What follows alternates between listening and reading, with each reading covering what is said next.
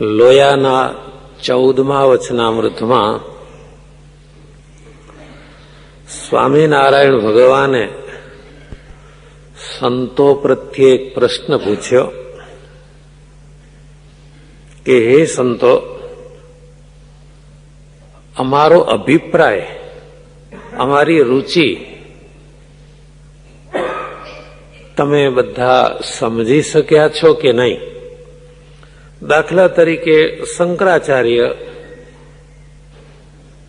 એમનો અભિપ્રાય રુચિ અદ્વૈત જ્ઞાનાંશ, રામાનુજાચાર્યનો અભિપ્રાય જીવ, માયા અને ઈશ્વર,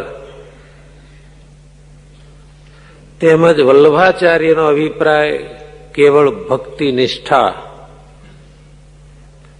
એમ અમારો અભિપ્રાય શું? તમે અમારી વાતો સાંભળી છે, જેમ સોયની પાછળ પાછળ દોરો ચાલ્યો આવે, જેમ માળાના પ્રત્યેક મણકાની વચમાં દોરો હોય છે, એમ અમારી આ બધી વાતો તમે સાંભળી અને સાંભળો છો. એમાં અમારો અભિપ્રાય શું ચાલ્યો આવે છે એ જેને જેમ જણાયું હોય તે કહો. પછી મોટેરા પરમહંસો, કારણ કે આમાં નાના સંતો શું બોલે, મોટા મોટા જે સંતો હતા એમણે ઉત્તર કર્યો. પછી શ્રીજી મહારાજે કહ્યું, સાંભળો, અમારો અભિપ્રાય તો એ છે, એક તો ગમે એવી સિદ્ધિઓ પ્રાપ્ત થાય એમાં ક્યાંય લોભાવું નહીં. બીજો, અમારો એક અભિપ્રાય કેટલી કે રુચિ એવી, ગમે એવા ભક્તો હોય, નાના હોય કે મોટા, સિદ્ધ ભક્તો હોય, છતાં મનનો વિશ્વાસ ન કરવો. નિત્યમ દદાતિ કામસ્ય છિદ્રમ તમનુયેરય યોગીના કૃત મૈત્રસ્ય પત્યુર જાયેવ પુશ્ચલી. મનનો વિશ્વાસ ક્યારે ન કરવો, કારણ કે મન ક્યારે સ્થિર નથી. જેમ કહીએ ને કે કોઈ વફાદાર ન હોય એનો વિશ્વાસ ન કરાય, ભલે ને પછી આપણા ઘરમાં રહેતો હોય. વિશ્વાસ તો વફાદારનો જ કરાય. મન ક્યારે પણ જીવને વફાદાર નથી. મોટા યોગી હોય ને તો એનું મન એને વફાદાર નહીં. કયા પ્રમાણે કરે, અંકુશમાં રહે.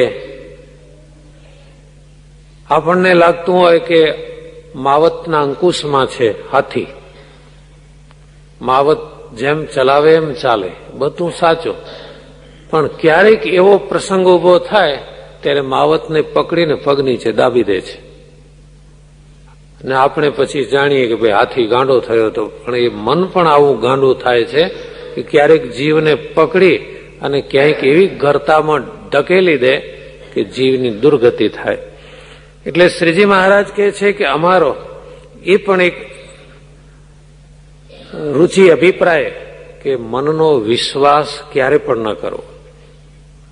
ત્રીજી વાત, ભગવાનના જે અવતારો થયા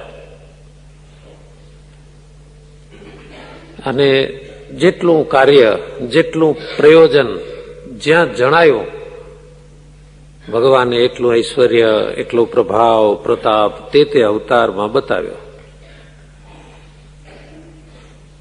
પણ ધર્મની સ્થાપના માટે, ધર્મના પાલન માટે અને અસુરોના નાશ માટે જેમ શ્રી કૃષ્ણ ભગવાનનો અવતાર થયો, એ સૌ અવતાર કરતા જરા જુદો જ હતો. અને અમારે તો ભગવાનમાં ભક્તિ કેવી જોઈએ એનું ઉદાહરણ ગોપીઓના જેવી પ્રેમ નિષ્ઠાવાળી ભક્તિ જોઈએ. અરે અમે તો કોઈને ક્યાંક ભાળીએ, દાખલા તરીકે કોઈને પૈસામાં બહુ પ્રેમ જણાય તો એ જોઈને અમને એમ લાગે કે આપણને આવો પ્રેમ ભગવાનમાં હોય તો સારું. કોઈને કોઈ વ્યક્તિમાં બહુ પ્રેમ હોય તો પણ એમ વિચાર આવે કે આવો પ્રેમ આપણે ભગવાનમાં હોય તો સારું. કોઈ ભગવાનના કીર્તન ગાતો હોય તો એ જઈને એની પાસે બેસીને અમને એમ થાય કે આ બહુ સારું કરે છે. બીજી વાત, અમારે મિત્રતા, સુવાણ એટલે મન મેળાપ. મનનો મેળાપ તો એવાની સાથે જ થાય કે જેનું અંતઃકરણ બહુ પવિત્ર હોય, જે અંતઃકરણમાં અંતઃશત્રુઓનો વાસ ન હોય એ અંતઃકરણ પવિત્ર. શ્રીજી મહારાજ એક વાત હવે બદલે છે કે પહેલા તો અમારે વાસનિક ઉપર બહુ અભાવ રહેતો. આપણે સાંભળી ગયા છીએ મહારાજે એમ કહ્યું કે કામી તો સત્સંગમાં છે છતાં એ વિમુખ જ છે. પણ હવે તો ક્રોધ, માન અને ઈર્ષા એ ત્રણ જેમાં હોય એના ઉપર બહુ અભાવ રહે છે. ક્રોધ,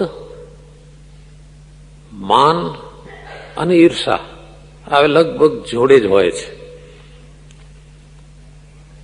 કોઈ બીજાનું સન્માન થતું હોય તો ઈર્ષા થાય, આપણું સન્માન થાય એવી કાયમ અપેક્ષા રહ્યા કરે. મને બધા માન આપે, મારો આદર, મારો સત્કાર. અને આ બે માં સફળતા આમ ન મળે તો ક્રોધ તો હાજરા હજુર હોય.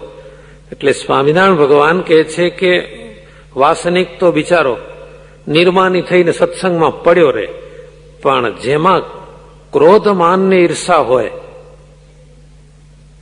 એ તો સત્સંગમાંથી પડે છે, ગમે ત્યારે પડે છે, એ ખાતરી છે. અને માની સ્વભાવવાળા ક્યારે પણ કોઈની પાસે નમ્ર થાય નહીં, હળવા થઈને કોઈની સેવા ન કરે. આ અમારો અભિપ્રાય, આ અમારી રુચિ છે. આજે તમને સૌને કહ્યું. વચનામૃતના છેડે સંતો લખે છે કે ભક્તજનની શિક્ષાના માટે શ્રીજી મહારાજે આ વાર્તા કરી. એટલે આપણી શું શિક્ષા, કે આપણી રુચિ કેવી હોવી જોઈએ એ સમજાવવા માટે. આપણો અભિપ્રાય, આપણી રુચિ કેવી હોવી જોઈએ, ભગવાનમાં ભક્તિ કેવી હોવી જોઈએ, કેવા ભક્તો સાથે પ્રેમ ભાવ હોવો જોઈએ એ સમજાવવા શ્રીજી મહારાજે આ વાત કરી. પોતે સાક્ષાત પુરુષોત્તમ નારાયણ છે.